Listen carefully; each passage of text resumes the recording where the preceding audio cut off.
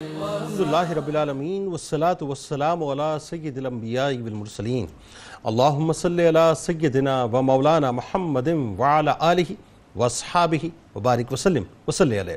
دنیا کے تمام دیکھنے والوں کو، تمام چاہنے والوں کو، تمام پیار کرنے والوں کو، اور جہاں جہاں تک اس وقت میری آواز کو سنا اور مجھے دیکھا جا رہا ہے، جنید اقبال کی جانب سے انتہائی محبت کے ساتھ السلام علیکم۔ ایک بار پھر ناظرین، آپ کو پر نور صبح میں صبح نور کے ساتھ میں دل کی گہرائیوں سے خوش آمدید کہتا ہوں، اور آئیے بلا توقف چلتے ہیں حضرت ابو انیس محمد برکت علی علیہ رحمہ کی تعلیف اسماء النبی کریم صلی اللہ علیہ وآلہ وسلم سے رسول اللہ صلی اللہ علیہ وآلہ وسلم کا ایک اسم مبارک پڑھنے اور سننے کی سعادت حاصل کرتے ہیں۔ سیدنا حبیب اللہ صلی اللہ علیہ وآلہ وسلم، ہمارے سردار اللہ کے حبیب، درود و سلام بھیجے اللہ آپ صلی اللہ علیہ وآلہ وسلم پر، آپ صلی اللہ علیہ وآلہ وسلم کی آل پاک پر، اور صحابہ کرام رضوان اللہ تعالیٰ علیہم اجمعین پر۔ حضرت ابو ہریرہ رضی اللہ تعالیٰ عنہ سے روایت ہے کہ حضور نبی کریم صلی اللہ علیہ وآلہ وسلم نے ارشاد فرمایا کہ اللہ نے حضرت ابراہیم علیہ السلام کو اپنا خلیل بنایا اور حضرت موسیٰ علیہ السلام کو اپنے ساتھ کلام و سرگوشی کرنے والا بنایا اور مجھے اپنا حبیب بنایا۔ پھر اللہ تعالیٰ نے فرمایا کہ قسم ہے مجھے اپنی عزت و جلال کی، میں ضرور اپنے حبیب کو اپنے خلیل و کلیم پر ترجیح اور فوقیت دوں گا۔ ناظرین ہمارے ساتھ آج آپ رہیں، کیونکہ انشاءاللہ آج ہم مل کر چلیں گے حضرت شاہ کمال کیتلی قادری رحمۃ اللہ علیہ کی بارگاہ میں، جو انتہائی ممتاز ہستی ہیں ناظرین، مقتدائے راہ دین، ولی کامل، ہادی افضل، شیخ الآفاق، سلطان الاوتاد، قطب الارشاد، غوث زمن، سید الاکابر، لال دیال، سلطان السالکین، غوث الآفاق، کبیر ملک العشاق، چمن قادریہ کے گلاب، روحانیت کے آفتاب، حضور غوث العظم دستگیر حضرت شیخ عبد القادر جیلانی رضی اللہ تعالیٰ عنہ کی نسل پاک کے مہتاب، حضرت شاہ کمال کیتلی رحمۃ اللہ علیہ، 9ویں صدی ہجری کی وہ بلند مقام ہستی ہیں ناظرین، جو دین اسلام کا پرچم اٹھا کر کئی اسفار کرتے رہے، ملک و جاتے رہے، جن پر حضرت شیخ عبد القادر جیلانی رضی اللہ تعالیٰ عنہ کی خاص نظر عنایت تھی، جنہوں نے اپنے زمانے کے جید علماء سے ظاہری علوم اور باطنی علوم میں استفادہ کیا، تفسیر، حدیث اور فقہ پر مکمل طور پہ دسترس حاصل کی، بعد ازاں مجاہدہ اور ریاضت کی جانب متوجہ ہوئے اور گھر بار کو چھوڑ کر جنگلوں اور صحراؤں کا آپ نے رخ بھی کیا۔ اس دوران سمرقند، بخارا، روم، ایران، مصر، فلسطین، عراق اور حجاز کے بیابانوں میں زندگی کا بیشتر حصہ آپ نے گزارا۔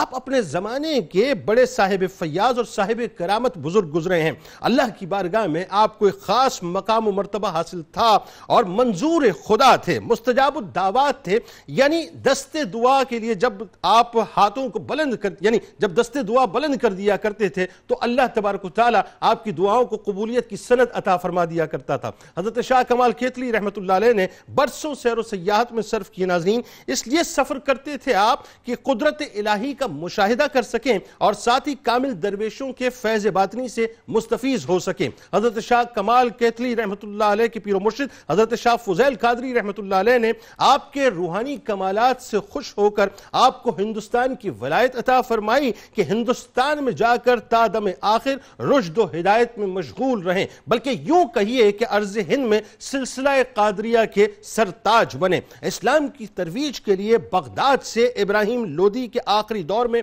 ہندوستان تشریف لائے، بلوچستان، سندھ اور پنجاب کو سیراب کرتے ہوئے ہمایوں کے آخری عہد میں گیتا کی سرزمین پر کیتھل پہنچے، جو اس خونی قتل گاہ کا حصہ تھی ناظرین، جہاں ایشیا کی سب سے بڑی جنگ، بڑی توجہ رہے، جہاں ایشیا کی سب سے بڑی جنگ مہابھارت لڑی گئی۔ اس کا ایک ایک ذرہ گیتا کی رزمیہ شاعری کا انعدار تھا۔ سرسوتی اس کے شمال میں بہتی تھی اور یہیں ایک طرف پانی پت بھی واقع تھا۔ یہ خطہ کفر و الحاد کا مرکز تھا، توجہ رہے ناظرین، یعنی مکمل طور پہ کفر و شرک وہاں پر بپا ہوا تھا اور الحاد اپنے عروج پر تھا۔ تبلیغ دین کی خاطر آپ نے مہابھارت کے علاقے کو پسند فرمایا اور ہنومان کی جائے ولادت کے مرکزی مندر کے سامنے ہمایوں کے باغ میں آپ نے قیام فرمایا۔ آپ نے یہاں توحید کی شمع روشن کی اور ایک خانقاہ کی بنیاد رکھ کر دینی اور روحانی تعلیم کا باقاعدہ آپ نے اہتمام کیا۔ سفر ہندوستان میں آپ کے بہت سے جوگیوں کے ساتھ روحانی مارکے بھی رہے، بالآخر وہ تمام جوگی آپ کے آگے مکمل طور پر سرنڈر سرنڈر کیا کرتے تھے اور اسلام کی حقانیت کے قائل ہو کر لا الہ الا اللہ محمد رسول اللہ صلی اللہ علیہ وآلہ وسلم کی صداؤں کو بلند کیا کرتے تھے۔ آپ رحمت اللہ علیہ صاحب کرامت اور صاحب تصوف بزرگوں میں سے تھے جن کی نظیر اولیاء مقتدین میں کم نظر آتی ہے۔ ناظرین کرام، متقدمین جتنے بھی ہیں ان میں خاص طور پہ آپ کا ایک بڑا مقام ہے، آپ کی قدر و منزلت سے کوئی انکار کی جرت نہیں کر سکتا۔ آپ کیتھل کے صاحب ولایت تھے، آپ کا شمار کاملین میں کاملین اولیاء کرام میں ہوتا ہے۔ آپ اتباع سنت نبوی صلی اللہ علیہ وآلہ وسلم کے سخت پابند تھے، کوئی کام آپ شریعت کے خلاف نہیں کیا کرتے تھے۔ آپ تمام روحانی اور اخلاقی خوبیوں سے آراستہ اور پیراستہ تھے، ریاضت میں اور مجاہدے میں فقید المثال تھے، عبادات میں اور فقر میں بے نظیر تھے، فقر و غنا کا دامن کسی حالت میں بھی آپ نہیں چھوڑتے تھے۔ ناظرین، بڑے بڑے سلاطین آپ کی بارگاہ میں آتے تھے اور آپ کو بڑے بڑے تحائف پیش کرنے کی کوشش کرتے تھے، لیکن کمال ناظرین کہ ایسا اختیاری فقر تھا کہ آپ کسی کے تحائف کو قبول نہیں کرتے تھے۔ آپ کی شخصیت و بزرگی کا اندازہ حضرت مجدد الفسانی رحمت اللہ علیہ کے ان الفاظ سے بخوبی ہوتا ہے کہ ہم کو جب خاندان قادریہ کے مشائخ کا کشف ہوتا ہے تو بعد حضور غوث الثقلین رضی اللہ تعالیٰ عنہ کے شاہ صاحب جیسا بزرگ نظر نہیں آتا۔ آئیے ناظرین، آج انہی کی بارگاہ میں چلتے ہیں مل کے اور ہدیہ عقیدت بھی پیش کریں گے اور آپ کو بتلائیں گے صاحب یہ آسان نہیں تھا دین کی ترویج کرنا اس دور میں۔ میں 9ویں صدی ہجری کی بات کر رہا ہوں جس وقت کفر و شرک اپنے عروج پر تھا۔ ہمارے ساتھ 3 شخصیات موجود ہیں جو یقیناً کسی تعارف کی محتاج نہیں ہیں۔ پہلی شخصیت ممتاز عالم دین محترم جناب مفتی شاہد مدنی صاحب، دوسری شخصیت اسسٹنٹ پروفیسر بھی ہیں اور ساتھ ساتھ آپ اسلامی نظریاتی کونسل کے ممبر بھی ہیں، ممتاز اسکالر جناب ڈاکٹر عمیر محمود صدیقی صاحب، اور تیسری شخصیت ممتاز عالم دین جناب مفتی محمد مدنی رضا صاحب۔ تینوں آپ کو السلام علیکم، خوش آمدید۔ مفتی صاحب، آپ سے بات کا آغاز کرتے ہیں۔ بڑی کمال شخصیت ہے صاحب، اور جب میں ان کی حالات زندگی کو پڑھ رہا تھا تو آپ دیکھیے ہم نے ایسا لگتا ہے پوری عمر جو ہے وہ کتنی غفلت میں گزاری کہ ہمیں یہ پتہ ہی نہیں ہے کہ ہمارے محسنین ایکچولی کون ہیں۔ اب حضرت شاہ کمال قادری کیتھلی رحمت اللہ علیہ، سب سے پہلے تو آپ کا بنیادی خاندانی تعارف آپ بتلائیے، کیونکہ ظاہر ہے آپ کا تعلق جو ہے وہ ہندوستان سے نہیں تھا۔ اس کے ساتھ ساتھ القابات کے بارے میں بتائیے، پھر حضرت شیخ عبد القادر جیلانی رضی اللہ تعالیٰ عنہ کی جو بغداد شریف میں آپ پر خاص ایک نظر کرم، پھر نسبی اور روحانی تعلق، اور پھر پیش گوئیاں جو آپ کے بارے میں بڑی بات ہے۔ بسم اللہ الرحمن الرحیم، هو القادر هو الحق هو المعین۔ آپ کا بھی شکریہ کہ اتنی عظیم شخصیات سے آپ ہمیں بھی اور امت کو بھی روشناس کروا رہے ہیں۔ سلاسل قادریہ میں ایک ایسی شخصیت کہ عمومی طور پر لوگ آپ کے احوال سے واقف نہیں، لیکن سلسلہ قادریہ میں اللہ نے حضور غوث اعظم کے بعد آپ کو وہ شان اور وہ کمال عطا فرمایا جو آپ کے علاوہ کسی اور کے حصے میں نہیں آیا۔ واہ! ناظرین کی توجہ کے لیے اور اس بات کی اہمیت کے لیے کہ آپ کتنی عظیم شخصیت ہیں، اس بات کی جانب اشارہ کرنا چاہوں گا جو مجدد پاک مجدد الف ثانی رحمہ اللہ نے آپ کے لیے فرمائی کہ جب ہم اکابرین سلسلہ قادریہ پر نگاہ ڈالتے ہیں تو حضور غوث اعظم رضی اللہ عنہ کے بعد ملک العشاق، شیخ الآفاق، شیخ شاہ کمال کیتھلی رحمہ اللہ جیسی دوسری شخصیت ہمیں نظر نہیں آتی۔ تو اب آپ سوچئے کہ مجدد پاک جن کے لیے یہ بات کہہ رہے ہیں تو روحانیت میں ان کا مقام کیا ہوگا۔ اب 12 واسطوں کا فاصلہ ہے 12 واسطوں سے، جی ہاں، اگر ہم نسب کی بات کریں تو 12 واسطوں سے آپ کا سلسلہ نسب حضور غوث اعظم رضی اللہ عنہ تک پہنچتا ہے، اور حضور غوث اعظم رضی اللہ عنہ کے 8ویں فرزند حضرت سید ابو عبد الرحمن عبداللہ رضی اللہ عنہ کی اولاد سے آپ شامل ہیں۔ اور یہ بھی بڑی اہم بات ہے کہ آپ کی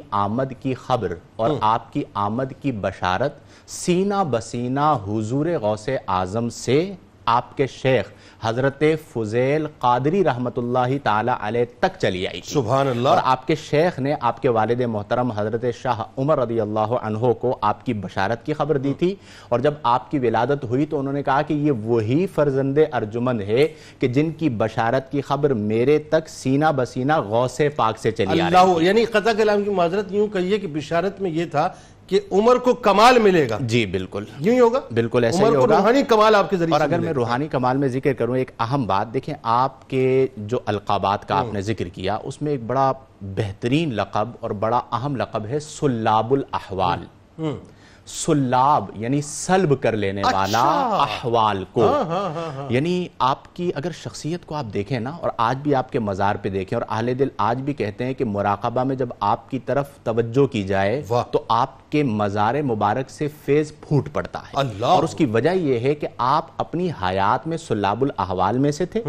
اور یہ یاد رکھیں کہ جب کوئی صاحب کرامت اور صاحب نظر اور حضوری والے بزرگ وصال کر جائیں تو صوفیہ فرماتے ہیں کہ یوں ہوتا ہے کہ گویا تلوار میان سے باہر آ گئی. اچھا، یعنی ان کا تصرف اتنا بڑھ جاتا ہے اور ان کی تاثیر اتنی بڑھ جاتی ہے اور ان کا فیض اتنا بڑھ جاتا ہے کہ آپ ان کے مزار پہ برسہ برس صدیوں بعد جاتے ہیں، آپ اس فیض کو محسوس کرتے ہیں. یعنی زندگی میں ہم تو یہ سمجھ رہے ہیں کہ تلوار جو ہے وہ میان میں ہے، وصال کے بعد پردہ فرمانے کے بعد میان سے نکل آتی ہے، سے باہر آ گئی، فیض اور بڑھ گیا ہے. تو آپ سلاب الاحوال، چونکہ آپ کی شخصیت تکوینی امور کے ساتھ تھی اور صاحب تصرف بزرگ تھے، یعنی اس قدر جلال بھی تھا اور کمال بھی تھا کہ بعض اوقات ایسا ہوتا تھا کہ آپ نگاہ ڈالتے تھے اور ولایت کو سلب کر لیا کرتے تھے. تو سلب ولایت کے اعتبار سے آپ کو سلاب الاحوال کہا گیا.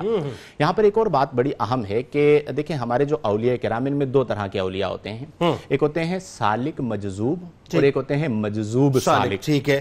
سالک مجذوب وہ ہوتے ہیں کہ جہاں پر جذب مغلوب ہوتا ہے اور سلوک غالب ہوتا ہے. اور یہ سلسلہ قادریہ کا ترہ امتیاز ہے. بالکل. اور مجذوب سالک وہ ہوتے ہیں کہ جہاں پر جذب غالب ہوتا ہے اور سلوک مغلوب ہوتا ہے. یعنی یوں کہیے کہ سلسلہ قادریہ میں ہوش مندی غالب ہوتی ہے. تو وہاں پر یہ معاملہ ہوتا ہے کہ وہاں پر سلوک غالب ہے اور جذب مغلوب ہے. اب آپ کی زندگی کو آپ دیکھیں تو آپ کو جذب اور سلوک کا حسین امتزاج نظر آئے گا. لیکن سلوک غالب ہے. سلوک غالب. آپ سالک مجذوب ہیں، آپ مجذوب سالک بزرگ نہیں ہیں. آپ چونکہ سالک مجذوب ہیں تو آپ کے یہاں سب سے پہلے تو قرآن کا علم نظر آئے گا، پھر حدیث کا علم نظر آئے گا، پھر تفسیر کا علم نظر آئے گا، پھر شرع کی پابندی نظر آئے گی، نمازوں کی پابندی نظر آئے گی. یہ وہ تمام امور ہے جن کا آپ خیال کیا کرتے تھے اور اللہ تبارک و تعالی نے آپ کو اس میں کمال عطا فرمایا. لیکن اس کے ساتھ ساتھ جذب کا تڑکا بھی موجود ہے. وہ کیا بتائیے؟ وہ جلال بھی موجود ہے کہ آپ کے علاقے میں آپ کی اجازت کے بغیر کسی کو داخل ہونے کی اجازت نہیں تھی. اولیاء سلب کر لیا کرتے تھے. اور وہ مطلب آگے چل کے اس پر گفتگو ہوگی، دیگر احباب بھی گفتگو فرمائیں گے کہ بڑے بڑے اکابرین جو ہے نا وہ آپ کی بارگاہ میں حاضر ہوتے ہوئے کتراتے تھے. اور آپ کی جب نگاہ پڑا کر آپ کے اپنے بچے یعنی حضرت شاہ عماد الدین رحمہ اللہ ہو گئے، حضرت شاہ موسیٰ ابو المکارم ہو گئے، حضرت شاہ نور الدین ہو گئے، اور شاہ عماد الدین کے جو بیٹے ہیں جو آپ کے پوتے ہیں شاہ سکندر کیتھلی رحمت اللہ علیہ. یعنی آپ یہ دیکھیں کہ آپ کو یہاں بھیجا گیا، آپ کی ذات سے مجدد الف ثانی رحمہ اللہ کے والد محترم شیخ عبد الاحد جو ہیں وہ فیض پا رہے ہیں، اور آپ کے پوتے سید شاہ سکندر کیتھلی رحمت اللہ تعالی علیہ سے بذات خود مجدد الف ثانی فیض پا رہے ہیں. تو اس سے آپ اندازہ لگائیں کہ یہ کتنی عظیم شخصیت ہوں گی کہ آپ کی ذات فیض عطا کر رہی ہے مجدد پاک کے والد محترم کو، اور آپ کے پوتے فیض عطا کر رہے ہیں مجدد پاک کی ذات مبارکہ کو. تو اس اعتبار سے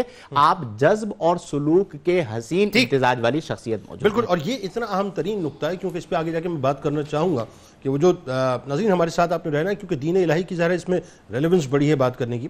اور جو بادشاہ اکبر نے جو کچھ بھی کیا تھا، آپ یہ دیکھیں مجدد الف ثانی رحمت اللہ علیہ جو ہیں جس بارگاہ سے فیض اٹھا رہے ہیں بارگاہ آپ کی ہے. ڈاکٹر صاحب ذرا یہ پہلے بتائیے، ابتدائی تھوڑی سی ہم گفتگو کر لیتے ہیں کہ آپ کی ابتدائی زندگی کے حالات، جو آپ نے محنت کی ہے بچپن سے ہی، جو مجاہدات کا اور ریاضتوں کا سلسلہ ایک شروع ہو گیا تھا، آپ دیکھیں یہ بالکل ایسا ہے کہ اللہ تبارک و تعالیٰ نے ایک خاص مقصد کے لیے جب چنا ہوتا ہے نا بندے کو، تو بچپن ہی سے وہ نظر آ رہے ہوتے ہیں ان کے تمام تر معاملات. دوسرا ابتدائی تعلیم و تربیت کا بتائیے، اور جو علمی مقام جس کے بارے میں تھوڑا سا ذکر ہوا لیکن میں چاہتا ہوں ڈیٹیلنگ ذرا آپ کیجئے. بسم اللہ الرحمن الرحیم.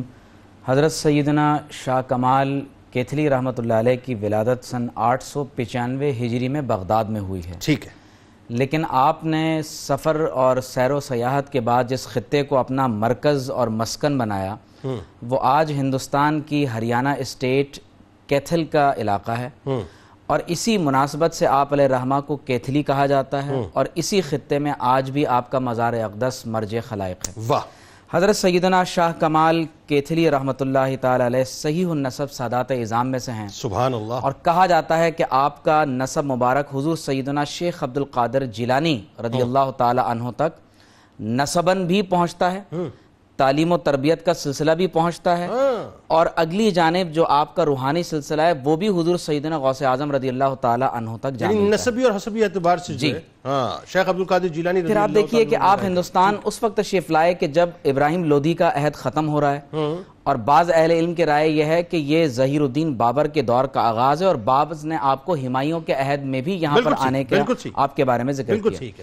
آپ حضرت شاہ فضیل قادری علیہ الرحمہ عرف زندہ پیر سے آپ بیعت ہوئے اور یہ وہ بزرگ ہستی ہیں کہ جنہیں براہ راست حضور سیدنا شیخ عبدالقادر جیلانی رضی اللہ تعالی عنہ سے روحانی طور پر اویسی سلسلے کے ذریعے سے استفادے کا موقع ملا اور حضور سیدنا شیخ عبدالقادر جیلانی علیہ الرحمہ سے آپ کا جو سلسلہ ہے وہ تقریباً 9 واسطوں سے ملنے والا ہے. اللہ اور اسی لیے آپ دیکھیے کہ تقریباً 17 خلفاء ہوئے ہیں حضرت سیدنا شاہ فضیل قادری رحمۃ اللہ علیہ کے، لیکن سب سے زیادہ اصغر لیکن مقام و مرتبے میں سب سے برتر اور افضل حضرت شاہ کمال کیتھلی رحمۃ اللہ تعالی علیہ کی ترتیب کے اعتبار سے اصغر اور مرتبے کے اعتبار سے اکبر ہے. اور جب آپ کے والد ماجد نے آپ کا نام کمال رکھا تو انہیں اس کا اندازہ نہیں تھا کہ میں جس بچے کا نام بچپن سے کمال رکھ رہا ہوں تو مستقبل میں یہ اسلام کے اس مقام و مرتبے کو ہندوستان میں کمال اوج کمال تک پہنچانے والے.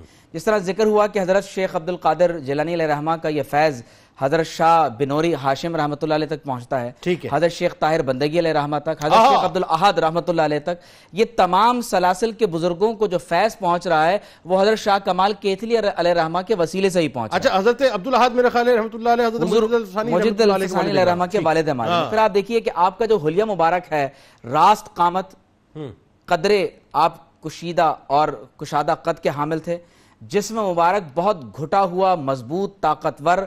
آپ کے مبارک دونوں کندھوں کے درمیان میں بڑا فاصلہ اور کہا جاتا ہے کہ آپ کی بینی مبارک بڑی دراز اور بلند تھی اور اپنے جسم مبارک پر عمومی طور پر سرخ رنگ کا لباس پہنا کرتے تھے اور کہا جاتا ہے کہ آپ کے لباس میں عموماً تہبند اور امامہ مبارک اور آپ قمیص یا چادر اپنے جسم مبارک پر آپ لپیٹا کرتے تھے. اور آپ علیہ رحمہ کی عمر مبارک کے ابتدائی احوال تو بہت کم دستیاب ہوئے ہیں جنید بھائی، لیکن خاص طور پر آپ نے جس طریقے پر علم حاصل کیا ہے، ایک تو براہ راست اپنے شیخ کامل حضرت شاہ فضیل قادری رحمۃ اللہ علیہ سے استفادہ کرتے رہے، پھر دوسری طرف آپ کے شیخ آپ کو کئی برس تک اپنے ساتھ اسفار میں لیے رکھے. اچھا، اس سے قبل یہ بھی بتائیے نا، حضرت فضیل قادری رحمۃ اللہ علیہ نے آپ کے والد گرامی کو آ کر ایک بشارت دی اور فرمایا کہ حضرت شیخ عبدالقادر جیلانی رضی اللہ تعالی عنہ نے جس فرزند کے پیدا ہونے کی بشارت عطا فرمائی تھی وہ فرزند آج آپ کے گھر پیدا ہو گیا اور آپ کو اس کی بہت مبارک ہو، اور پھر اس کا بہت خیال بھی رکھنا اور تعلیم و تربیت پر توجہ دینا.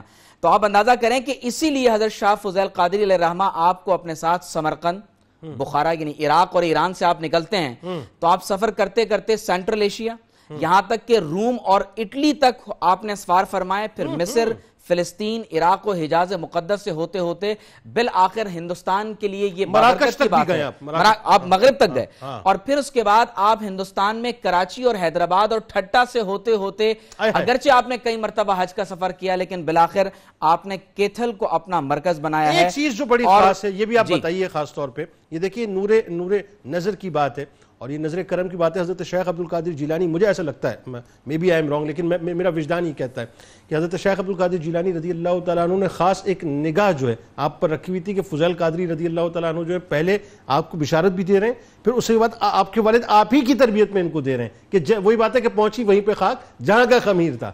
شیخ اکبر محی الدین ابن عربی رحمۃ اللہ علیہ فرماتے ہیں کہ مرشد کامل وہ ہوتا ہے کہ جب اپنے مرید پر نگاہ ڈالے تو اس کا حال، ماضی اور مستقبل سب کو جان لے. تو حضور سیدنا غوث اعظم رضی اللہ تعالی عنہ کو معلوم تھا کہ ان کے نصیب میں ہندوستان کا سفر لکھا ہوا ہے اور اس لیے کہا جاتا ہے کہ جب آپ غوث اعظم رضی اللہ تعالیٰ عنہ کے مزار اقدس پر ریاضات اور مجاہدات کرتے رہے تو ایک روز حضور غوث اعظم کے مزار اقدس سے آواز آئی کہ اے شاہ کمال، تمہیں ہندوستان کا مبلغ بنا دیا گیا ہے، جاؤ اور وہاں اسلام کی دعوت و تبلیغ کرو. اور اسی لیے آپ کے وجود مسعود سے ہندوستان میں قادری سلسلے کا پھیلاؤ ہوا. بالکل ٹھیک ہے. اب اسی سلسلے اسی کڑی کو یہیں سے جوڑتے ہیں ذرا علامہ صاحب اور بات کو اسی تسلسل میں آگے بڑھاتے ہیں. بالکل ایسا لوگوں کو محسوس ہونا چاہیے کہ آپ کی شخصیت کا ایک تصوراتی خاکہ ہم بیان کر رہے ہیں اس وقت. اچھا جی، اب آپ کو بشارت بھی ہو گئی ظاہر، تو ذرا یہ بتائیے کہ جو آپ نے اس بشارت سے پہلے کا ایک فیز ہے جو بڑا اہم ہے، جو میں چاہتا ہوں گفتگو میں ہم نے مس کیا لیکن اس پہ گفتگو ہونی چاہیے کہ حضرت شاہ فضیل قادری رحمۃ اللہ علیہ کے دست حق پرست پہ خاص طور پہ جو ہے وہ بیعت ہونے کا سلسلہ آپ کا، اور پھر اسفار کا سلسلہ آپ کا انہی کے ساتھ رہا، جس کا تھوڑا سا ذکر جو ہے مفتی صاحب نے کیا ہے، لیکن میں چاہتا ہوں اس کا ذکر بھی آپ کیجئے اور ساتھ ساتھ اس کے جو مقاصد تھے وہ بتائیے، اور پھر ہندوستان پہ ہم آخر آ کے انشاءاللہ بات کرتے ہیں۔ بسم اللہ الرحمن الرحیم۔ دیکھیں حضرت نے جیسے فرمایا کہ بچپن سے متعلق واقعات تو ہمیں بہت کم ملتے ہیں، لیکن اگر ہم دیکھیں نا تو آپ کی شخصیت میں بچپن سے ہی یہ آثار نظر آتے تھے، جو واقعات تھوڑے بہت ہیں تو اس سے یہ اندازہ ہو جاتا تھا کہ آپ آگے چل کر بڑے باکمال ہوں گے اور لوگ آپ سے فیض حاصل کریں گے۔ ایک مرتبہ آپ چونکہ بچپن کے اندر ہی آپ نے اللہ تبارک و تعالیٰ سے محبت کا غلبہ تھا آپ پر، تو آپ اکثر جو ہے وہ دنیاوی لوگوں کو چھوڑ کر جو ہے وہ جنگلات کی طرف نکل جایا کرتے تھے۔ تو ایک مرتبہ ایسا ہوا کہ کافی عرصے آپ اپنے گھر سے دور تھے، تو آپ کی والدہ بڑی پریشان ہوئی اور والد صاحب سے کہا کہ کمال کو ڈھونڈ کر لائیں۔ تو والد صاحب کافی تلاش کے بعد ایک مقام پر پہنچے تو دیکھا کہ وہاں پر جو ہے وہ شاہ کمال کیتلی رحمۃ اللہ تعالیٰ علیہ ایک درخت کے نیچے عبادت اور ریاضت کر رہے ہیں۔ جب آپ وہاں پر پہنچے تو شاہ کمال کیتلی رحمۃ اللہ تعالیٰ علیہ نے محسوس فرما لیا کہ آپ کے والد محترم یہاں پر آئیں، تو وہ آپ وہاں سے اٹھے اور آگے چلنا شروع کیا۔ آپ کے والد صاحب بھی پیچھے ہوئے، تو آپ کے والد صاحب جب آپ کے پیچھے چل رہے تھے تو آپ سے ایک خرق عادت چیز کو ظہور ہوا، جس کی بنیاد پر پھر آپ کے والد صاحب گھر پر لوٹے اور اپنی زوجہ کو یہ سمجھایا، یعنی شیخ کمال کیتلی رحمۃ اللہ تعالیٰ علیہ کی والدہ کو، ان کو یہ سمجھایا کہ اب کمال جو ہے وہ اللہ تبارک و تعالیٰ کی محبت میں بہت زیادہ وارفتہ ہو چکا ہے، باکمال ہو چکے ہیں، اب اس کو بلانا مناسب نہیں۔ اور پھر اس وقت آپ نے یہ کہا کہ اس کی تربیت اب جو ہے وہ شاہ فضیل قادری رحمۃ اللہ تعالیٰ علیہ کریں گے، ٹھیک ہے۔ اور آپ نے پھر شاہ فضیل قادری رحمۃ اللہ تعالیٰ علیہ کی تربیت میں دیا۔ وہاں پر آپ نے شاہ فضیل قادری رحمۃ اللہ تعالیٰ علیہ سے باقاعدہ تعلیم و تربیت حاصل کی اور روحانی معاملات میں جو ترقی ہوتی ہے وہ حاصل کی۔ اور یہ شاہ فضیل قادری رحمۃ اللہ تعالیٰ علیہ یہ بھی بڑے باکمال بزرگ تھے، تقریباً انہوں نے 16 سال تک ریاضت کی ہے، اور 16 سال ریاضت و مجاہدات کے بعد اپنے پیر و مرشد شیخ گدا الرحمن رحمۃ اللہ تعالیٰ علیہ سے انہوں نے خلافت حاصل کی۔ اور پھر ایک کامل پیر کا کام، جیسے کہ حضرت نے یہ فرمایا کہ اپنے مرید کی تربیت ہے، تو انہوں نے مرید کی تربیت ایسے کی شیخ کمال کیتلی رحمۃ اللہ تعالیٰ علیہ کہ انہوں نے بھی جو ہے وہ اسرار الہیہ کے جو مشاہدات تھے، جو کمالات تھے وہ حاصل کیے، اور پھر اس کے بعد خود جو ہے وہ شیخ کمال کیتلی رحمۃ اللہ تعالیٰ علیہ کو بھی خلافت حاصل ہوئی شاہ فضیل قادری رحمۃ اللہ علیہ۔ اچھا یہ بتائیے آپ کا علم، آپ کی نگاہ کیا کہتی ہے کہ ان اسفار کا کیا مقصد؟ یہ جو پیر کے ساتھ مرید کا چلنا اور پھر ملک و سفر کرنا، اب آپ دیکھیے کہہ دینا آسان ہے صاحب، یہ 9ویں صدی ہجری، نہ فیسلٹیز نہ ٹرانسپورٹیشنز، آج تو یہ کہ آپ ایئر ٹکٹ کراتے ہیں دنیا کے کسی بھی کونے میں چلے جاتے ہیں، بہت ہوا جی آپ اپنی کار سے بھی ٹریول کر لیتے ہیں شہر، لیکن اس وقت تو کچھ بھی نہیں تھا صاحب، اور اتنے ملک و سفر کرنا، پھر اتنے مجاہدات ریاضات، اس کا مقصد کیا بنیادی؟ دیکھیں صوفیہ کے یہاں پہ ایک اصطلاح استعمال ہوتی ہے شوق۔ شوق کا مطلب یہ ہوتا ہے محبوب سے ملاقات، ٹھیک ہے، کہ محبوب سے ملاقات کا شوق جتنا زیادہ بڑھتا جاتا ہے، اللہ تعالیٰ سے ملاقات کا شوق جتنا زیادہ بڑھتا ہے، دنیا سے اتنی بے رغبتی ہوتی ہے، اور جب تک محبوب سے ملاقات نہیں ہوتی تو نہ محبوب کے قدرت کے مظاہر کو دیکھا جاتا ہے۔ تو اب یہ صوفیہ کرام کی حیات میں ہمیں جو سفر کا ایک بہت زیادہ طویل عرصہ نظر آتا ہے کہ وہ سفر کرتے ہیں، سیر و سیاحت کرتے ہیں، وہ ہے قدرت الہیہ کے مشاہدات کا بنیادی مقصد ہے۔ اللہ تعالیٰ نے قرآن عظیم میں ارشاد فرمایا سیرو فی الارض، کہ زمین میں سیر کرو، اور پھر آگے اللہ نے فرمایا کہ جب تم زمین میں سیر کرو گے تو تمہیں پتہ چلے گا کہ متقین کے ساتھ کیا معاملات ہوتے ہیں اور جو مکذبین ہیں، جو جھٹلانے والے ہیں، ان کے ساتھ کیا معاملات ہوتے ہیں۔ مفہوم ہے مختلف آیات کا۔ تو اس سے یہ بات ثابت ہوتی ہے کہ جو اللہ تبارک و تعالیٰ کی قدرت کے مشاہدات ہیں یہ بھی عبادت میں شامل ہیں۔ تو پہلا مقصد تو یہ ہوتا ہے، اور بعض بزرگ یہ فرماتے ہیں کہ تمہاری کوشش ہونی چاہیے کہ روزانہ تم جو ہے وہ نئی مسجد اور نئے شہر کے مہمان بنو۔ اچھا، اس سے عاجزی پیدا ہوتی ہے، اس سے انکساری پیدا ہوتی ہے، اور شیخ ابراہیم خواص فرماتے ہیں کہ اگر کوئی 40 دن تک کسی ایک مقام پر قیام کر لے تو اس کے توکل میں کمی آ جاتی ہے۔ اللہ، تو اب اسی مقصد کے تحت جو ہے، اور ایک تو یہ مقصد ہے، اور پھر دوسرا یہ بھی مقصد کہ دوسروں کو تبلیغ دین کرنی ہے، اور پھر اپنا تزکیہ نفس بھی کرنا ہے۔ تو یہ اس مقصد کے لیے آپ پھر اپنے شیخ کے ساتھ جو ہے وہ سفر پر روانہ ہوئے، اور سفر پر جب آپ روانہ ہوئے تو پہلے تو بغداد میں تھے، لیکن بغداد کے بعد جب مزید شوق بڑھا تو آپ اللہ تبارک و تعالیٰ کی قدرت کے مشاہدات کے لیے مختلف اسفار پر روانہ ہوئے، اور حضرت نے جیسے ذکر کیا کہ ایران، مصر، فلسطین روم وغیرہ تک گئے، تو یہ آپ کا سفر کا ایک سلسلہ جاری رہا، پھر آخر میں آپ ہندوستان تشریف اور پھر وہی بات ہے کہ ایک وقت ایسا آیا ناظرین کہ ہندوستان کی قادریہ سلسلے کے جو سرتاجی آپ کو عطا کی گئی. اب ہم آئیں گے انشاءاللہ اور آپ کو بتلائیں گے کہ ہندوستان میں آپ کی آمد کیسی ہوئی، اور پھر وہ جو آپ کو میں نے بتایا کہ جہاں مہابھارت ہوئی ہے ناظرین وہاں آپ نے ڈیرا ڈالا سرکار علیہ السلام کی بارگاہ میں درود پاک. ایک بار پھر ناظرین میں آپ کو خوش آمدید کہتا ہوں، اور آج ہستی انتہائی ممتاز ہیں. اور ناظرین اتنی ممتاز ہستی، ذرا سوچئے کہ اللہ تبارک و تعالیٰ نے آپ پر کیسا کرم و فضل کیا. پیدائش ظاہر ہے آپ کی بغداد کی ہیں، بغداد میں آپ کا براٹ اپ ہوتا ہے. شیخ عبدالقادر جیلانی رضی اللہ تعالیٰ عنہ کی خاص نگاہ کرم ہے. پھر ملکوں آپ جو اسفار کرتے ہیں، اللہ کی ظاہر ہے جو اللہ کی ایک نورانی پوری کائنات ہے اس کا ایک خاص طور پہ جو مشاہدہ کرتے ہیں، مجاہدات کرتے ہیں، ریاضتیں کرتے ہیں، پھر آپ کو ڈپیوٹ کیا جاتا ہے ہندوستان کے لیے. ذرا ایک لمحے کے لیے تصور کیجئے گا، آج میں اور آپ بیٹھ کے یہ پروگرام آپ سن رہے ہیں، ہم پروگرام کر رہے ہیں، بہت اچھا سا ماحول ہے، بہترین سی لائٹس ہیں، دیکھیں کتنا چل ایک پورا نظام ہے. آپ کو سننے میں بھی یقیناً ایک کیف آ رہا ہوگا، ہمیں پروگرام کرنے میں بھی کیف آ رہا ہے. دین کا کام کتنا آسان ہو گیا صاحب، دین کو سمجھنا کتنا آسان ہو گیا ہے، اللہ تبارک و تعالیٰ نے کتنا کرم کر دیا. حضرت شاہ کمال قادری کیتھلی رحمۃ اللہ علیہ کی شخصیت کو اگر آپ سامنے رکھیں ناظرین، اور ذرا سوچئے کہ اس وقت 9ویں صدی ہجری میں نے پہلے بھی عرض کیا کہ کوئی فیسلٹیز نہیں تھی، لیکن ملک سفر کرنا، اللہ تبارک و تعالیٰ کے دین کے پیغام کو لے کر جانا، اور پھر فائنلی ہندوستان کے اندر اس وقت ڈپیوٹ کیے جانا ناظرین کہ جس وقت کفر و شرک اپنے عروج پہ تھا، الہاد اپنے عروج پہ تھا، لوگ معاذ اللہ اور اس کے رسول کے منکر تھے، جنت دوزخ کے منکر تھے. اور پھر جس جگہ پہ ڈپیوٹ کیا گیا وہ ایکچولی اس وقت ہندوؤں کا مرکز تھا، جہاں پر مہابھارت ہوئی تھی، جوگیوں کا راج تھا، جادو ٹونے کا راج تھا. لیکن وہی بات ہے ناظرین، جو اللہ اور اس کے رسول صلی اللہ علیہ وآلہ وسلم کے کام کے لیے نکلتے ہیں، اللہ تعالیٰ ان کا مددگار ہوا کرتا ہے. ہمیں اپنے محسنین کو نہیں بھولنا چاہیے. اس پروگرام کا مقصد ہی یہی ہے کہ اپنے اسلاف سے جڑے رہیے تاکہ ہمیں یہ پتہ چلے کہ کن کن ہستیوں نے ہم پر احسانات کیے اور کن کی وجہ سے کلمہ طیبہ ہمارے گھروں تک پہنچا ہے. جی مفتی صاحب اب ذرا یہ بتائیے، اب یہ جو میں نے ایک ابتدائی گفتگو ابھی کی ہے اس کا ایک مقصد ہے اور وہ مقصد آپ بیان کریں گے. آسان نہیں ہے صاحب بغداد سے بر صغیر تک آنا، اور پھر جس طرح سے آپ نے ایک سلسلہ پورا آپ کے اسفار کا کہ ایک روڈ میپ آپ نے اختیار کیا، اور اس روٹ کو اختیار کرنے کے بعد فائنلی آپ کیتھل تک پہنچے.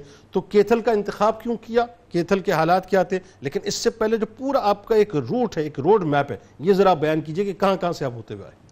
بسم اللہ الرحمن الرحیم. چونکہ آپ حضور غوث اعظم رضی اللہ عنہ کی بارگاہ کے اویسی ہیں، اور حضور غوث اعظم بارگاہ رسالت مآب صلی اللہ علیہ وسلم کے اویسی ہیں، جو وہاں سے فیض لے رہے ہیں اور آپ یہاں سے فیض لے رہے ہیں. تو اس بنا پر آپ کا جو پورا سفر ہے وہ سفر معمور من اللہ ہے گویا کہ اللہ، یعنی آپ کا وہاں سے ہجرت فرمانا، ٹھیک ہے، اور ہجرت فرما کر سرزمین ہند میں ٹھٹھا میں تشریف لانا، ٹھیک ہے، پھر ٹھٹھا میں 1 سال قیام کرنے کے بعد آپ کا ملتان آنا، بالکل ٹھیک ہے، اور پھر ملتان میں کم و بیش 2 سال کے قیام کے بعد آپ کا ہریانہ اور کیتھل میں تشریف لانا. یہ ساری وہ چیزیں تھی جو آپ کو حکم دیا گیا کہ آپ کی ذات سے جو انوار پھوٹنے ہیں ان کا فیضان خاص طور پر وہاں پر عام ہوگا. اچھا وہاں تبلیغ دین بھی جیسے ٹھٹھا میں آپ 2 برس رکے میرا خیال ہے نا، یا ملتان میں رکے، پھر آپ اپنے نمائندہ اور اپنے خلفاء بھی منتقل کیا یہاں پر. یعنی پہلے پنجاب میں فیض بانٹا، اور پھر پہلے سندھ میں بانٹا، سندھ میں کراچی سے 1.5 گھنٹے کی ڈرائیو دونوں، چونکہ اس زمانے میں نہ سندھ تھا نہ پنجاب تھا، اس زمانے میں صرف ہندوستان تھا. بالکل ٹھیک. تو اس اعتبار سے آپ یہ فیض بانٹتے ہوئے، یعنی آج کے موجودہ کے اعتبار سے عرض کر رہا ہوں، ورنہ بالکل ٹھیک بات ہے کہ آپ نے فیض بانٹا. لیکن یہاں پہ ایک بڑی اہم بات جو اس پورے سوال کا خلاصہ کہہ لیجئے یا عطر کہہ لیجئے، وہ یہ ہے کہ آپ کیوں تشریف لائے کیتھل، اور کیتھل میں آپ کا سب سے بڑا کارنامہ کیا تھا.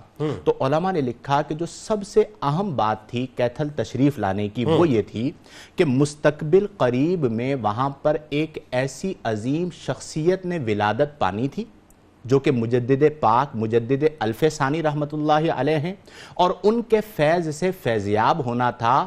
تو آپ کو معمور کر کر بھیجا گیا کہ اس عظیم شخصیت کی روحانی فیض کی تکمیل آپ کی ذات سے ہونی ہے. اور اس پر پورا واقعہ موجود ہے کہ جب مجدد الف ثانی رحمہ اللہ کی ولادت ہوئی اور وہ سخت بیمار ہو گئے، تو ان کے والد محترم جو ہیں وہ انہیں لے کر آپ رحمت اللہ تعالیٰ علیہ کے پاس آئے کہ میرا یہ بیٹا پیدا ہوا ہے اور یہ بہت بیمار ہو گیا ہے. تو آپ نے انہیں دیکھا اور وہ بہت بیمار تھے اور آپ نے انہیں اپنی گود میں لیا اور گود میں لینے کے بعد انہیں اپنی زبان اطہر عطا فرمائی اور اس بچپن کے اندر آپ نے وہ سارا قادری فیض جو تھا وہ منتقل فرمایا مجدد الف ثانی کی ذات میں، اور آپ نے یہ جملہ فرمایا کہ اس چھوٹی عمر کے اندر ہی اتنا فیض لے لیا، کچھ میری اولاد کے لیے بھی چھوڑ دو. کیا اچھا آپ نے یہ ارشاد فرمایا اور پھر وہ فیض آپ نے انہیں عطا فرمایا. پہلی بات یعنی بنیادی بات یہ ہے. دوسری بات یہ ہے کہ آپ نے کیتھل کا انتخاب کیوں فرمایا؟ وہ بتائیے جنید بھائی. اس زمانے میں کفر و الحاد کا گڑھ تھا کیتھل، بالکل، اور ہنومان کی ولادت کا جو ایک بڑا مندر تھا اس کے عین مقابل ہمایوں کے باغ میں آپ نے قیام فرمایا. اور آپ یہ دیکھیں کہ یہ وہ شخصیات ہوتی ہیں کہ عام لوگ نہیں بلکہ اس زمانے میں جو جوگی ہوا کرتے تھے، جن کے بہت سارے چیلے ہوا کرتے تھے، وہ آپ کے ہاتھ پر توبہ کرتے ہیں اور اسلام قبول کرتے ہیں. اس کی وجہ کیا ہے؟ اس کی وجہ یہ ہے کہ وہ کوشش کیا کرتے تھے کہ آپ کے قریب آئیں اور عجیب و غریب حرکات کیا کرتے تھے. تو آپ کے جب قریب آتے تو اللہ نے جادو اور شان عطا فرمائی، اللہ نے آپ کو یہ شان عطا فرمائی کہ ایک نگاہ سے آپ انہیں خالی کر دیا کرتے تھے. بڑا مشہور واقعہ ہے کہ ایک جوگی جو تھا وہ الاؤ جلائے بیٹھا تھا، آگ جلائے بیٹھا تھا. آپ اس کے پاس سے گزرے، اس کے چیلے بھی موجود تھے. اس نے آپ کو عجیب انداز میں تخاطب کیا. جی ہاں، تخاطب کیا اور اس نے کہا کہ جی آپ جس دین کو مانتے ہیں، جس رب کو مانتے ہیں، اس نے آپ کو کیا دیا؟ درست. دیکھیں یہ ہوتا ہے حال کہ پھر عملاً بتاتے ہیں کہ کیا دیا. آپ نے فرمایا کہ مجھے یہ عطا فرمایا ہے کہ جو آگ تم جلائے بیٹھے ہو اس کی مجال نہیں ہے کہ یہ مجھے جلائے. اور آپ نے اپنا ہاتھ اس آگ میں ڈال دیا، آگ نے آپ کو نہیں جلایا. پھر آپ نے اس جوگی کو کہا کہ تم اپنا ہاتھ بھی میرے ہاتھ پہ رکھو. اس نے ہاتھ رکھ دیا اور آپ کی برکت سے اس کو بھی آگ نے نہیں جلایا. پھر آپ نے اپنا ہاتھ نکال لیا اور پھر آپ نے اس سے فرمایا کہ اب تم اپنا ہاتھ آگ میں رکھو. جو اتنے عرصے سے تم آگ کی پرستش کر رہے ہو اور آگ جلائے بیٹھے ہو، یہ تمہیں جلاتی ہے یا نہیں جلاتی؟ تو اسے زعم تھا، یہ خیال تھا کہ مجھے بھی نہیں جلائے گی. اس نے آگ میں ہاتھ ڈالا اور ایک چیخ فضا میں بلند ہوئی کیونکہ آگ نے اسے جلا دیا. اس کے بعد آپ رحمت اللہ تعالیٰ علیہ کے اس کرامت کو دیکھ کر، اس فیض کو دیکھ کر وہ اپنے تمام افراد سمیت دائرہ اسلام میں داخل ہو گیا. اور یہ ایک آگ نے اس کے جسم کو کیا جلایا؟ اس کے کفر کو جلایا. جی ہاں. اچھا ایک بات یہاں پہ آپ نے بتانی ہے خاص طور پہ. ابھی مجھے میرے ذہن میں ایک سوال پیدا ہو گیا کہ مجھے ایک ریزمبلنس نظر آتی ہے حضرت خواجہ معین الدین چشتی رحمۃ اللہ علیہ، خاص طور پہ جب آپ تشریف لائے اور ظاہر آلموسٹ مطلب یہ آگے پیچھے کا دور بن رہا ہے، تو وہ بھی کفر و شرک اور یہ سارا جو جادو ٹونے کا راج تھا، آپ نے بھی اس طرح کی کرامات دکھائیں، آپ نے بھی دکھائیں. اور جذب کے حوالے سے کہا جاتا ہے کہ جیسے حضرت شاہ کمال کیتھلی رحمۃ اللہ علیہ، حضرت صابر پاک رحمۃ اللہ علیہ، حضرت ابو علی شاہ قلندر رحمۃ اللہ علیہ، بڑی ریزمبلنس ہے ان کے اندر. پھر یہ جو ابراہیم علیہ السلام کا واقعہ ہم پڑھتے ہیں کہ آگ جو ہے گل و گلزار ہو گئی، تو یہ تو ظاہر ہے پھر اللہ تعالیٰ جس کو چاہے جیسا چاہے عطا کر دے. دیکھیں اولیاء میں کچھ ایک طبقہ اولیاء کا ایسا ہے جس کی طرف میں نے اشارہ کیا تھا، اس کی تفصیل میں نہیں جا سکتے، کہ جن کا تعلق ہوتا ہے تکوینی امور کے ساتھ. وہ صاحب تصرف بزرگ ہوتے ہیں اور اللہ نے انہیں یہ شان عطا فرمائی ہوتی ہے کہ وہ جو کہہ دیتے ہیں اللہ ویسا کر دیتا ہے. تو وہ اگر آپ حضرت ابراہیم علیہ السلام سے لے کر ان ہستیوں تک آئیں تو ان کی ذات سے جو صدور ہو رہا ہے وہ بطور معجزہ ہو رہا ہے، اور ان کی ذات سے جو ظہور ہو رہا ہے وہ بطور کرامت ہو رہا ہے.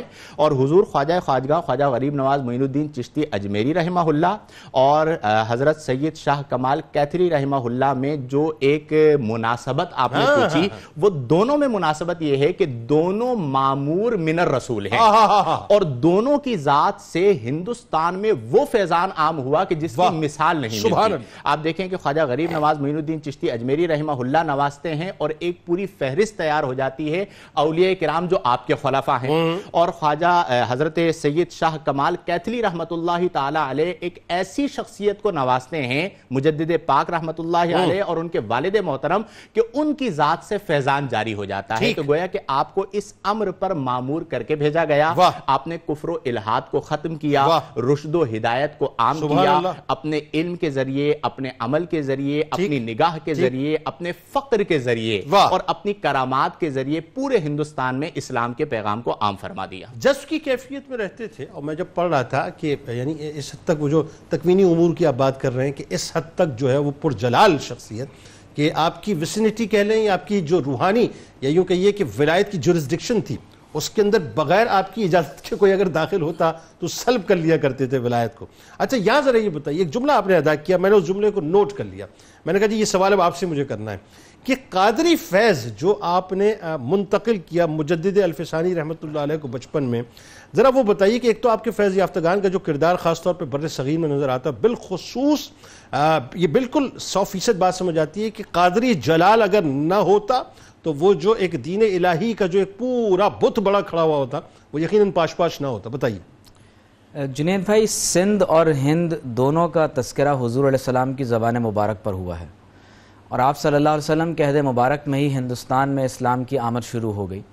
حضور علیہ السلام کے بالخصوص نسباً اور جو روحانی سلسلہ ہے اس میں جو عظیم المرتبت شخصیات یہاں آئیں، ان میں خصوصی طور پر حضور سیدنا علی بن عثمان حجویری جنہیں داتا گنج بخش کہا جاتا ہے، حضور سیدنا خواجہ معین الدین اجمیری رحمۃ اللہ سبحان اللہ، اور پھر حضرت شاہ کمال کیتھلی رحمۃ اللہ، یہ تینوں سادات میں سے ہیں، اور تینوں کا مقام و مرتبہ یہ ہے کہ انہوں نے غوث اعظم رضی اللہ تعالی عنہ کے فیض کو اس خطے میں عام فرمایا ہے. اللہ اکبر. پھر آپ دیکھیے کہ خاص طور پر آپ نے تذکرہ کیا حضرت مجدد الفسانی علیہ الرحمہ کا. حضور علیہ السلام کی حدیث ہے، دیکھیں یہ وہ عہد ہے جہاں امت رسول صلی اللہ علیہ وسلم کی عمر کے 1000 برس پورے ہونے کو ہیں، اور اس آنے والے دور کو الف ثانی کہا جاتا ہے، یعنی جس میں دوسرا 1000واں سال شروع ہونے کو ہے. بالکل ٹھیک. اور حضور علیہ السلام نے فرمایا کہ ان اللہ یبعث لہذہ الامۃ علی راس کل 100 سنۃ من یجدد لہا دینہا.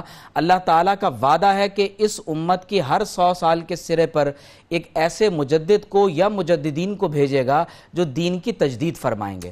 تو ہندوستان میں تصنیف رجال کا دور بھی ہے، جہاں پر قحط الرجال ہے، جہاں پر شرک کی آبیاری نعوذ باللہ ہو رہی ہے، وحدت الادیان کی بات کی جا رہی ہے، دین الہی کا نعرہ لگایا جا رہا ہے، اور یہ کہا جا رہا ہے کہ حضور علیہ السلام کے دین کے نعوذ باللہ عمر پوری ہونے کو ہے، اب ایک نئے دین کی ضرورت ہے. ایک ایسے عہد میں جب حضرت سیدنا مجدد الفسانی علیہ الرحمہ اس دنیا میں اپنے نور سے اس کائنات کو منور کرنے لگے ہیں، تو ان کی تربیت کے لیے حضرت خواجہ باقی باللہ رحمۃ اللہ علیہ کو بھیجا جا رہا ہے. ان کی تربیت کے لیے ان کے والد ماجد حضرت شیخ عبدالاحد رحمۃ اللہ علیہ کو تیار کیا جا رہا ہے. لیکن اگر یہ تمام کا تمام فیضان آپ اگر بنظر غائر دیکھیں تو وہ حضرت شاہ کمال کیتھلی کے ذریعے غوث اعظم تک پہنچتا ہے، کیونکہ جو خرقہ مبارک حضور سیدنا غوث اعظم رضی اللہ تعالی عنہ نے اپنے صاحبزادے حضرت عبدالرزاق قدس سرہ کو عطا فرمایا تھا، اور حکم دیا تھا کہ یہ خرقہ تم نے سلسلہ بسلسلہ ہمارے سلسلے کے کسی ایسی شخصیت کو دینا ہے جو ہندوستان میں پیدا ہونے والے احمد کو عطا کر دے.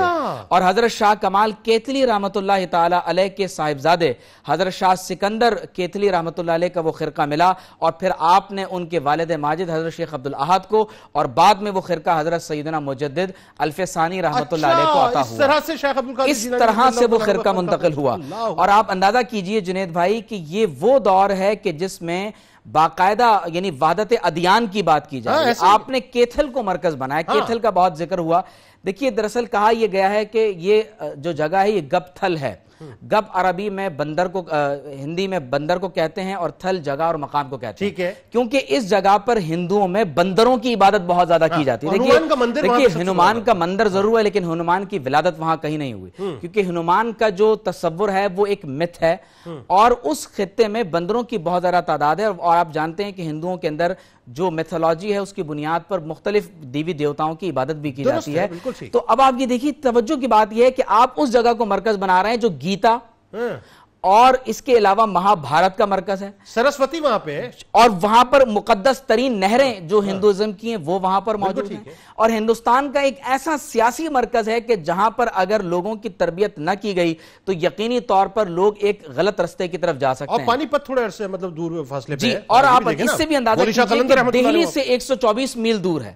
تو آپ نے اس مرکز کو جو ضلع کرنال کی ایک تحصیل اور ایک قدیم ترین شہر ہے، آپ نے اس کو اپنا مرکز بنایا.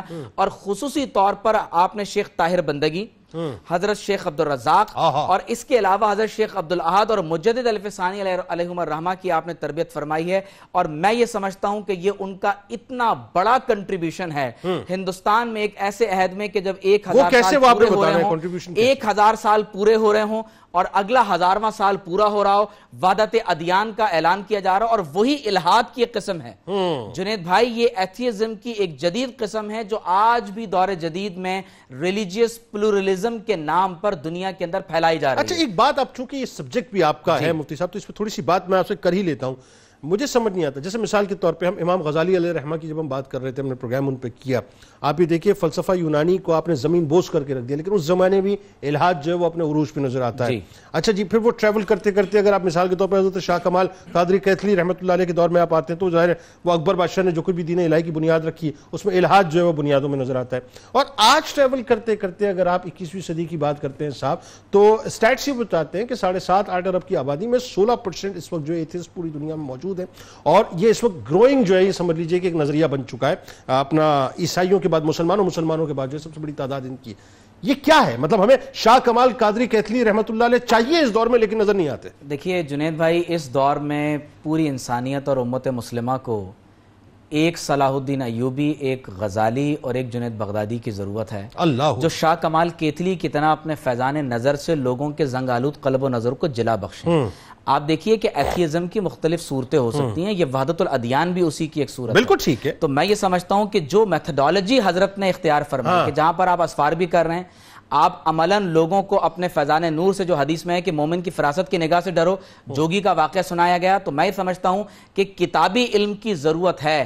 لیکن اگر آج اہل علم, اہل دانش اور اہل اللہ لوگوں کو اس دہریت سے نکالنا چاہتے ہیں تو انہیں کتابی علم سے آگے بڑھ کر اس عمل کی دنیا میں داخل ہونا پڑے گا جس مقام پر کھڑے ہو کر شاہ کمال کیتھلی نے اس دور میں جوگیوں کی اصلاح فرمائی. یعنی بات یہ کتابی علم سے نکل کے لوگوں کو اسی طرح سے عشق اور سلوک کے راستے کا مسافر اور عملاً اس دنیا میں داخل کرنا پڑے گا. بالکل ٹھیک ہے, بالکل ٹھیک ہے. آخر میں فائنلی علامہ صاحب بتائیے, حضرت شاہ کیتھلی رحمۃ اللہ علیہ کی شخصیت کے اوصاف, آپ کے محاسن, یعنی اتنی ڈائیورسٹی ہے آپ کی شخصیت کے اندر, اتنی ڈائیورسٹی ہے کہ ایک ہی وقت میں ایک ہی شخصیت, یہ کیسے ممکن ہے کہ جذب بھی اپنے عروج پہ ہو, اور یہ دیکھیے کہ ہوش بھی اپنے عروج پہ ہو, کہ شریعت بھی ہاتھ میں رہتی ہے, اور تصوف کی وہ مطلب باغ دوڑ کہ جسے آپ کہیں کہ جذب و مستی کا اور کیف کا وہ معاملہ کہ جہاں نگاہ ڈال دی وہاں یا تو ولایت کو سلب کر دیا, ولی بنا دیا. بتائیے ذرا. بسم اللہ الرحمن الرحیم. دیکھیں آپ نے جیسے ذکر کیا نا کہ شریعت بھی ہاتھ میں رہتی ہے, آپ کی شخصیت کا ایک بڑا زبردست یہ تعارف بھی ہے کہ اتباع سنت کو آپ اپنے ایمان کا حصہ سمجھتے تھے, اور کوئی ایسا موقع نہیں تھا کہ جو آپ اپنے ہاتھ سے اس سنت کے راستے کو چھوڑ دیں. آپ خود یہ کہتے ہیں کہ مجھے اس بات پر فخر ہے کہ میں شریعت محمدیہ کی تکمیل کر رہا ہوں, اور فقر کے اندر نبی کریم علیہ الصلوۃ والسلام کی متابعت کر رہا ہوں, کیونکہ فقر میں متابعت کرنے سے بڑھ کر کوئی متابعت نہیں. بلکہ جونپور یا جے پور کے راجہ نے آپ کو پورا گاؤں جو آفر کیا, جی شہنشاہ سوری نے کافی آپ کو مراعات پیش کی, لیکن آپ نے اس کو ٹھکرا دیا. شہنشاہ سوری کے مطلب جس کو آپ نے خلیفہ بنایا تھا, جی کیا نام تھا اس کا, خان کر کے کچھ نام تھا غالباً اس کا نام, لیکن وہ شہنشاہ سوری نے جب آپ کو مراعات پیش کی تو آپ نے ان سب کو ٹھکرا کر ایک کمرے کے اندر قیام فرمایا. اب یہ ہے آپ کا استغنا اور نبی کریم علیہ الصلوۃ والسلام کی پیروی میں فقر کو اختیار کرنا. اسی طریقے سے آپ کا, اب دیکھیں جہاں ہمارے یہاں پہ جب خانقاہ تیار ہوتی ہے, کوئی شخصیت ہوتی ہے, تو اس کے بعد نذرانے بھی بہت آتے ہیں. تو اسی طریقے سے آپ کی بارگاہ میں بھی نذرانے آتے تھے, لیکن ان نذرانوں کی وجہ سے آپ نے اپنے گھر تعمیر نہیں کیے تھے, بلکہ وہ فقراء میں تقسیم کر دیا کرتے تھے. یہ آپ کا انداز استغنا تھا, یہ آپ کا جو ہے وہ فقر کا عالم تھا. اور اس کے بعد ایک مرتبہ یہ آپ کی سیرت میں ہی واقعہ ملتا ہے کہ ایک مرتبہ آپ جذب و مستی کی کیفیت میں پنجاب میں صحرا نوردی کر رہے تھے, تو ایک شخص نے جو خود اسرار الہیہ کی اور اطاعت الہی کی طرف بڑا مشغول تھا, آپ کو اپنا مہمان بنایا. جب وہ مہمان بنایا اور آپ اس کے یہاں پر آپ نے رات قیام کیا, اور پھر اس کے بعد جب صبح روانہ ہوئے تو وہ بھی چند روٹیاں لے کر آپ کے ساتھ روانہ ہوا. ٹھیک. اور جہاں پر آپ عبادت اور ریاضت کرتے تھے اس مقام پر ایک درخت پہ وہ روٹیاں اس نے لٹکا دیں. اب جب وہ وہاں سے روانہ ہوا اس سوچ کے ساتھ کہ چلے حضرت کو کچھ فائدہ ہوگا, پھر 6 مہینے کے بعد دوبارہ اس نے ملاقات کا, اس کے اندر شوق بیدار ہوا. جب وہ واپس آیا تو دیکھا کہ وہ روٹیاں وہیں پر موجود تھیں, اور آپ نے اس کو ہاتھ بھی نہیں لگایا.